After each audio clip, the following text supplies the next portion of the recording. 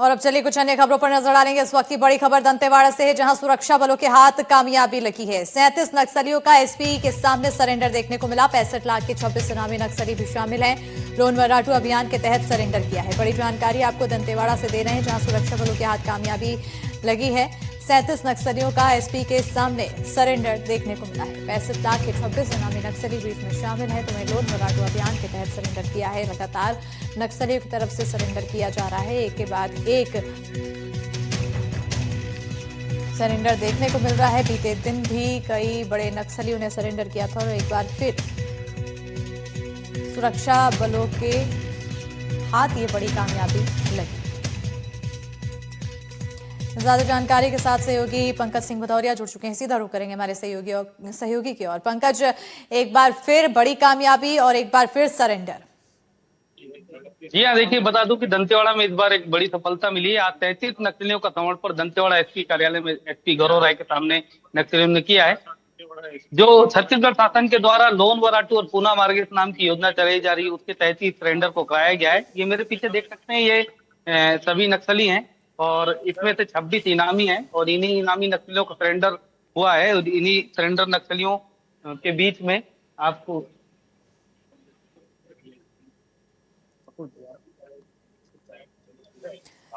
बिल्कुल। हेलो, तो ये वो आवाज आ रही है मेरी? तस्वीरें दिखा रहे। जी तो पंकज, आपकी आवाज आ रही है, आप बात पूरी कीजिए। तस्वीरें ये जो दिख रहे हैं कि ये सभी माड़ क्षेत्र से, भैरमगढ़ एरिया कमेटी से सभी नक्सली, इसमें 8 लाख के इनामी, 5 लाख के इनामी, 2 लाख और 1 लाख के, इस तरीके से 26 नक्सलियों पर 65 लाख रुपए का इनाम था। लगातार पुलिस की सर्चिंग के बाद दबाव बढ़ा, जिसके बाद नक्सली टूट कर यहाँ पर सरेंडर कर रहे हैं। हम आपको कुछ देर के बाद यहाँ पर देखिए कि यहाँ पर पुलिस के आला अधिकारी एसपी भी मौजूद हैं। उनसे भी हम बात करने की कोशिश करेंगे कि किस तरीके से किस प्रभाव के बाद ये नक्सली पहुंचे हैं। लेकिन मैं बता दूं कि मेरे हाथ में ये जो प्रेस नोट है, इसमें साफ साफ दिखाई दे रहा है कि इन नक्सलियों पर 8 लाख, 5 लाख, 2 लाख, 1 लाख और 50,000 जैसे इनाम है। कुल इस पर 33 नाम है बिल्कुल और इन पंकज, पर क्या बड़ी बड़ी। संभव है जी तो सरेंडर किए नक्सलियों से बात हो सकती है, उनसे जाने कि बिल्कुल, आखिर उन्हें कैसा बिल्कुल, बिल्कुल मैं उनसे बात करने की कोशिश करता हूँ। क्या नाम लिखते हैं आप? मेरा नाम रंजन। रंजन, कौन से दलम में थे आप शामिल? पूर्वी बस्तर छठवा कंपनी। पूर्वी बस्तर छठवा कंपनी पे। क्या रैंक था आपका वहां पर? सदस्य तो सदस्य थे। ये किस इलाके में काम करती थी ये डिवीजन? पूर्वी बस्तर। पूर्वी बस्तर की। जी। तो क्या मतलब वहां पे कैसे ट्रेंड के लिए आप लोग पहुंचे? क्या लग रहा है कि अब नक्सलवाद पूरी तरीके से खत्म हो रहा है क्या? जी सर। पूरी तरीके से खत्म हो रहा है। जी। पुलिस का जो दबाव है वो भी बढ़ा हुआ है क्या उस इलाके में? और भी लोगों से जानने की कोशिश करते हैं। चंचल के एसपी यहाँ पर मौजूद है, सीधी बात उनसे ही करते हैं। सर, बहुत बहुत स्वागत है। 33 नक्सलियों का सरेंडर हुआ है, क्या कौन से कैडर के नक्सली हैं और इतना बड़ा सरेंडर? आज IG Shri Sundarraj sir, DIG Shri commissioner Kashyap sir, DIG Shri RP Rakesh sir के मार्गदर्शन में पूना मार्ग पुनर्वास से पुनर्जीवन जो अभियान छत्तीसगढ़ शासन की पुनर्वास नीति के तहत आज कुल 37 माओवादी, जिनमें कुल इनाम अगर देखा जाए 27 पर इनाम 65 लाख रुपए का उन्होंने आत्मसमर्पण किया है। ये मुख्य रूप से देखा जाएगा, इसके company 6 company 10 company 2 platoon 16 SM rank के भी माओवादी इसमें शामिल है। और मुख्य रूप से ये लोग माड़ एरिया और पश्चिम बस्तर डिवीजन में सक्रिय थे, जिन्होंने उनकी ऊपरी विचारधारा को छोड़कर शासन की पुनर्वास नीति है और मुख्य धारा से जुड़कर अपना ट्रस्ट दिखाया और उन्हें हथियार डालकर राजा समर्पण किया दंतेवाड़ा पुलिस के सामने। सर, जिस तरीके से लगातार सरेंडर हो रहा है, बड़े नक्सली कैडर भी समर्पण कर रहे हैं, क्या लग रहा है कि ये उसी की वजह से या जो सर्चिंग अभियान तेजी से अंदर चल रहे हैं? आपको क्या लगता है? जो विगत 2 वर्षों में आपने देखा होगा कि लगातार हमारे जो अभियान है और लगातार हुए हैं, विभिन्न मुठभेड़ों में बड़ी बड़ी सफलताएं फोर्सेस को मिली है।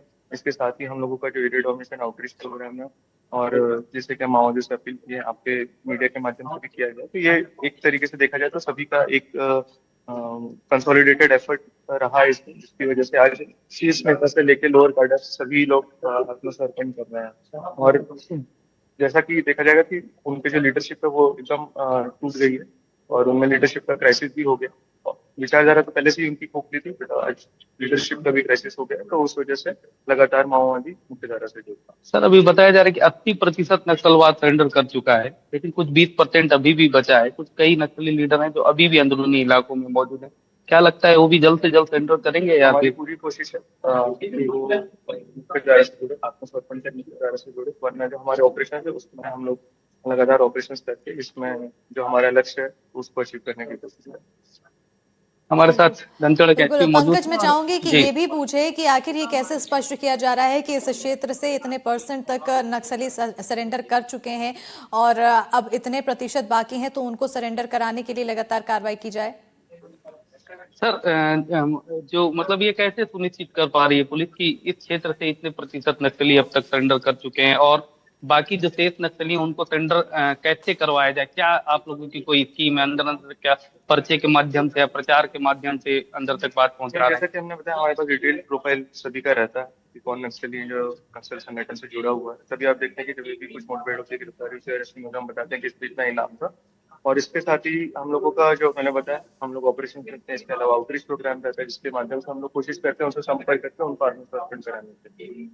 सर, एक बड़ी डेडलाइन भी मतलब केंद्र सरकार ने जारी की कि 21 मार्च तक नक्सलवाद पूरे देश से समाप्त हो जाए। क्या लगता है कि दंतेवाड़ा, बीजापुर, नारायणपुर इसी इलाके से इस डेडलाइन से पहले ही नक्सलवाद पूरी तरीके से, हथियारबंद नक्सलवाद समाप्त करने में आप लोगों को सफलता मिलेगी? जैसा कि आपने देखा है, विगत 2 वर्षों में हमारे ऑपरेशंस में तेजी आई है। लगातार ऑपरेशंस हुए हैं, कंटिन्यूस ऑपरेशंस हुए हैं, डीआरजी, बस्तर फाइटर और एसटीएफ और सीएपीएफ के सभी। और उसी का नतीजा है कि आज हम देख रहे हैं कि विभिन्न मुठभेड़ों में या तो शव बरामद किए गए हैं, या गिरफ्तारियां की गई हैं, या आत्मसमर्पण कहीं ज्यादा हो रहे हैं। और देख रहे हैं कि शीर्ष नेता भी जो उनके माओवादी के हैं वो भी आत्मसमर्पण किए जा रहे हैं। तो हम लोगों का जो लक्ष्य है हम उस पर प्रतिबद्ध है। हम लोग सिस्टमेटिकली हम लोग कोशिश करते हैं कि हम लोग अपने टारगेट को अचीव करते हैं। बिल्कुल। अभी एसपी सर भी बोल रहे हैं कि वो अपने लक्ष्य पर प्रतिबद्ध है और आने वाले जो डेडलाइन दी गई उसके तक पूरी तरीके से नक्सलवाद को शून्य कर दिया जाएगा। तो ये तस्वीरें दिख रही है साफ साफ कि 21 नक्सलियों का सरेंडर है। इसमें कई महिलाएं नक्सली हैं, कई पुरुष नक्सली हैं। और भी लोगों से बात करते हैं। क्या नाम लिखते हो आप? होंगी। कौन से दलम में थे? आमदई दलम में। तो वहाँ कितने साल काम किए आप संगठन में? कितने साल रहे? बेचर वर्क ये काम किया मुंशी लैंड मून? 3 साल तक। हथियार चलाते थे क्या? तो देखा आपने कि कई नक्सली हैं जो 2-3 साल काम किए, कई 10 वर्षों से जुड़े हैं। तो इस तरीके से आज यहाँ पर दंतेवाड़ा में एक बड़ा नक्सलियों का समर्पण हुआ है और इसे पुलिस अपनी एक बड़ी सफलता मान रही। जी बिल्कुल, एक बड़ी सफलता इसे मानी जा रही है। मैं चाहूंगी जो नक्सली वहां पर मौजूद हैं उनसे ये पूछें कि जब वो नक्सली गतिविधियों में शामिल थे उस दौरान, और अब क्योंकि सरेंडर करने के बाद अब वो कैसा महसूस कर पा रहे हैं, कितने परिश्रम उस समय झेलना पड़ता था और अब उनसे उन्हें निजात मिलने वाला है। एक इस तरफ आइएगा, इस तरफ से पूछते हैं। ये मेरे को बताइए कि आप मतलब जब वहां थे संगठन में तो वहाँ कितनी परेशानी होती थी? क्या कौन सा हथियार चलाते थे आप वहां पर? बहुत परेशानी होता है। बहुत परेशानी होती थी। आज समर्पण करने के बाद कैसा महसूस कर रहे हैं? अच्छा लग रहा है। अच्छा लग रहा है। आप क्या नाम लिखते हैं? बावन। बावन। बावन, आप कौन से दलम में थे? क्रांति समर्थन। क्रांति समर्थन में थे। कितने साल से वहाँ काम कर रहे थे? 2014 से थे। तो आपसे 2014 से 11 साल हो गया आपको। क्या काम करते थे वहां पर? क्या क्या थे? सेल सदस्य। तो वो बंदूक वगैरह भी चलाते थे क्या? बंदूक वगैरह नहीं चलाते थे। आप क्या नाम लिखते? राजू मरकाम। आप कौन? राजू लेकाम। कौन से दलम में थे आप? इंद्रावती एलजीएस में। आपके ऊपर कितना इनाम है? मेरा 1 लाख रुपए। वहाँ बंदूक वगैरह पकड़ते थे हाथ में? कौन कौन सा बंदूक पकड़ते? कोई मुठभेड़ वगैरह में शामिल रहे क्या आप? हैं? नहीं थे। कौन से बड़े नक्सली लीडर के साथ काम करते थे? रुपेश के साथ, जो अभी सरेंडर कर दिए। उनके सरेंडर करने के बाद आप लोगों की इच्छा हुई सरेंडर करने की। वहां ज्यादा तकलीफ थी या आज मतलब अच्छा लग रहा है यहाँ? लेकिन यहाँ आत्मसमर्पण करके बाद फिर कर जाएंगे तो इंडिया बना के काम करेंगे।